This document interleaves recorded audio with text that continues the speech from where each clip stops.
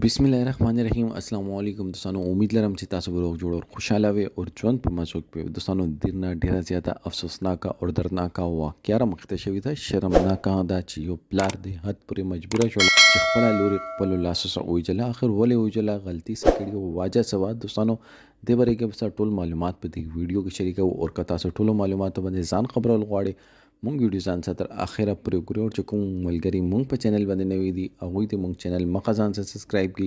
ټاله نشان دی وي تاکي مونږ راتلونکي معلوماتي ویډیو هغه ته په اسانۍ سره ملای شي دوستانو دا واقعیا د دیر ده چې یو جنې چې ارچا سبا یارانه کوله ارچا سبا دوستانه کوله خلکو به هغه پلار ته پیغورونه ورکړ پلار خپل لور ډیر ځل په کړه چې تاسو پوښه او دا کارونه بند کا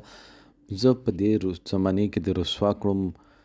زه چا سترګې نشم ملاول هغه جنې نه کلاري دا آخر هغه پلار خپل لور خپل الله سنو سوجلا دوستانو قرآن شریف کی آیت رسی چې لوگوں کی عورتوں کو پاک رہنے دو تمہاری عورتیں پاک رہیں گی دوستانو دا هغه خبره ده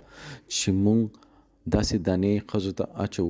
چې هغه ښځې بیا مجبور ایوا ښځه ها غلطه نه وي چې ونډبي ځل باندې هغو دراز اخري په یارانې دوستانې مینې محبت کې بیا هغه جنې چې دا هغه بیا دا کارونه شروع کی دوستانو مونږ د معاشره کې داسې ډیر واقعیت شوي دي اور شروع دي اور د زنا یو داسې چیز ده چې دا چې کوم نسل نه بځي خو دا د هغه نسل نه به د زنا چې دا بوځي دا یو قرض ده خو مونږ د خبرې سوچ نه کوو هغې نه بعد چې کله پرې مونږ څه ثبوت نه وي چې آیا دا رښتیا دا کار شوی دی یا نه دی شوی دې کې ها شهادتونه راغلي دي چې کوم شهادت چې دا هغه منلو ولا دا کوم نه ده منلو ولا دوستانو دینه مکه پیغور یو داسې ظالم چیز دا چې هغه د واجب ډیرو خلکو خپل خاندانونه خپل لاس توا کړی دي او بیا هغه وخت کې چې دا پیغور د خپل کلی کې جوړ شي دوستانو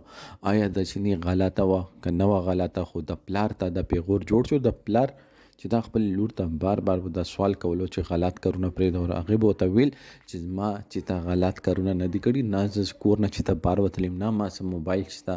تا ته چې خلک بار د خبرې وکي نو هغه څه د خبرې تصدیق شتا کنيشتا چې کله پلار ډیر زیاته مجبور شول خلکو د پیغور نه دو هغه را پاسې د لور خپل لور ویجلا دوستانو مونږ د معاشره کې پیغور یو داسې مار ده چې هغه چې چاته ټک ور کړو نو هغه ټیم باندې نه مري هغه ورو د زی تراسي چې هغه حق ور کی او هغه مجبور شي چې هغه خپل ځان خپل لاسه ختم کی دوستانو دې باره کې تاسو سره دا کمنټ سیکشن کې خپل رائے ضرور وکړئ والسلام